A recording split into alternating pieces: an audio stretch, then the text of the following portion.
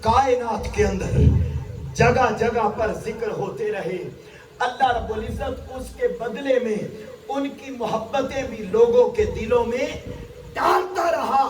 ہر ایک نے اپنے اپنے انداز میں ذکر کیا، مگر خدا کی قسم جیسا ذکر نیزے کے نوک پہ چڑھ کر حسین نے کیا، ایسا ذکر کسی اور نے کر کے نہ دکھایا۔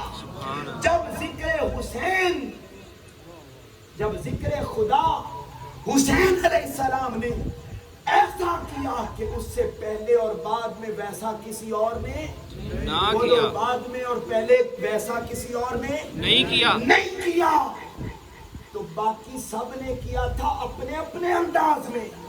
ان کی محبتیں بھی اپنے اپنے لیول اور مقام پر اللہ عام کرتا رہا، ان کی شہادتوں کے تذکرے بھی عام کرتا رہا، مگر خدا کی قسم چونکہ ذکر خدا حسین علیہ السلام نے ساری کائنات سے جدا کیا تھا، بدلے میں اللہ نے حسین کا ذکر بھی ساروں سے جدا عام کر دیا ہے۔ سبحان اللہ،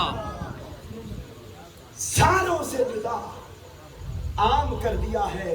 اور یہ تو دیکھیے لوگ کوششیں کرتے ہیں، لوگ کوششیں کرتے ہیں کہ ذکر حسین کو مٹایا جا سکے، نعوذ باللہ استغفر اللہ، کوشش کرتے ہیں، کئی برقع پوش بھی کوشش کرتے ہیں، مصلی پر بیٹھ کر اور منبر پر بیٹھ کر بڑے بڑے لوگ ان کے مقابلے میں لے آتے ہیں شخصیات کو۔